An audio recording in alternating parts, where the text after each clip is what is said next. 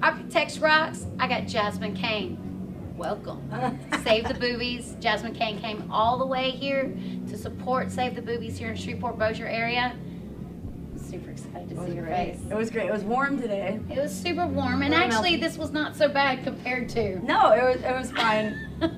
It was fine. We made it. It was a great show. It was fun this afternoon. I have to tell you that I'm watching your videos and I'm listening to your music, and I understand and I heard like that you get the motorcycle community and the motorcycle culture in a way that a lot of folks don't. Well, I grew up in Sturgis, South Dakota. I'm born and raised right near Sturgis, South Dakota. So I've been around it all my life. We didn't experience the rally most of the time when it would, during those weeks.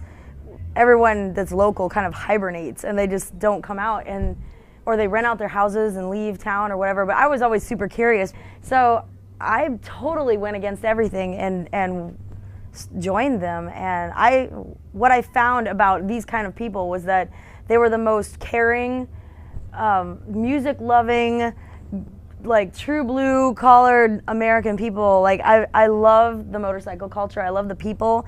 They're honest. I listened to Highway Prophet and I watched the video, and the video shows one thing. For me though, the song and the music was a different thing. Totally different thing. And I think in all honesty that was amazing. Well, because it's super easy to do that visual. Sure. And that's what a lot of people relate to, because, right now the song was actually written for Sure. Sons of Anarchy, which is why Right. the video was done in that format, because they're used to seeing that. They see it on TV, it registers with them, and they're immediately fans of that. If you go a little bit deeper and you listen to the actual song and the meaning of the song, you'll find that it's people that are lifestyle riders. Everything that they've learned on the road, and they're some of the most brilliant people. They have the best philosophies on life, and they'll tell you things that you've never thought, make you think about things you never thought of before. For me, I heard from you was as a woman, and as a woman that lives a certain lifestyle and lives in some of that stuff, I heard you with some hurt, with some anger, but more than that, some fortitude. I Right. heard, which a lot of folks, they don't realize that to be a strong woman doesn't mean that you're never weak and that you're never without a No, you moment wouldn't know what it's like to be strong if you weren't weak once in a while. And that's what I heard more than anything. Well, I mean, that's how it is for and women in this culture. You got to be tough to make it, because this is not an easy lifestyle. Being on the road all the time is not easy. And then I caught you doing some covers, and I have to say, I flipping got all off on watching you do some rage. That's kind of a new thing. Like, people have been, there's been a lot of like female rockers now that are really coming out, and some of my friends are like in nothing but like scream metal bands. So when you're on the road and that whole being one of the guys thing, Yeah. how does that work? Because you're still the girly girl. I'm just saying. I've had to Well, learn you how are to do the that. girl. I'm the only girl, but I have had to learn how to be a girly girl, because I wasn't. I grew up, like you said, like with Right. guys. I was on a cattle ranch. I mean, I rode bulls and rodeo. I was arm wrestling competitions. Like, I was always in the backfield at football games, like playing scrimmages with like, all the kids, all the guys that were back there. And I was really tough. I, broke horses and did stuff like that. And then, we go out to start doing shows, and I was your jeans and boots and tank top girl, You was a tough bitch. girl. You was a And tough then bitch. somebody came up to me and said something once, and they said, "Do you want to be thought of as something bigger than every Sure. everyday person?" And I said, "Well, of course. I mean, that's why I'm doing this." He goes, "Well, then you need to learn one very valuable lesson." And he said, "Learn how to appear as if you are bigger than that." He said, "You're going to have to dress differently. You're going to have to carry yourself in a way that makes people think that you're something greater than what you really feel like you are."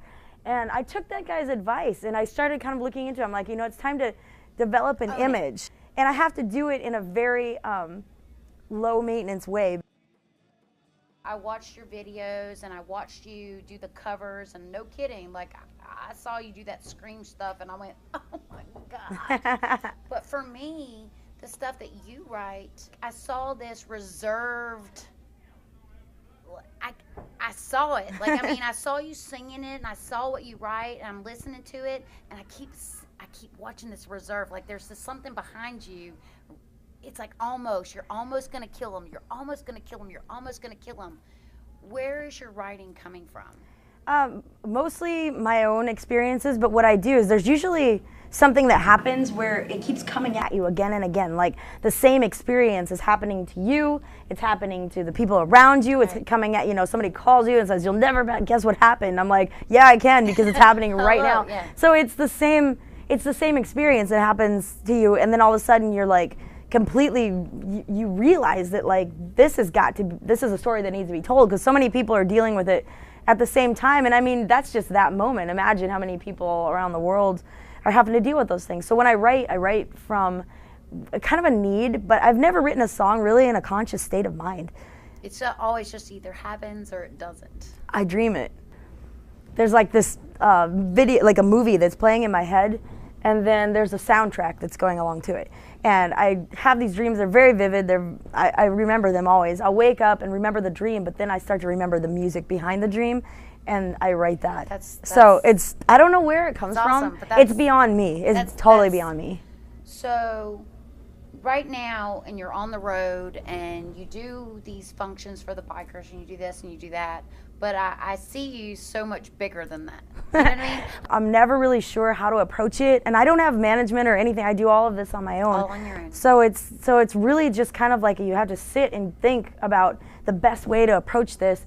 And I just decided that I was going to just put my hands in a lot of different things and see what happens. So my best friend in Nashville and I, Goldilocks, we started our own TV show that we're also doing on YouTube. Awesome. YouTube Goldie Knows, and it's Goldy. But we started doing our own TV show, and it's kind of reality / talk show.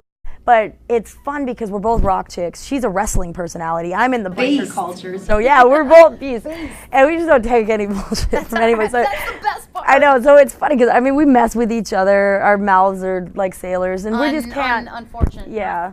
No, she never talks like that. Never. I haven't. It's not like I haven't heard 1,000 things that came out of your mouth and just made me, even me, drop my mouth and go, oh my God, did you just say that?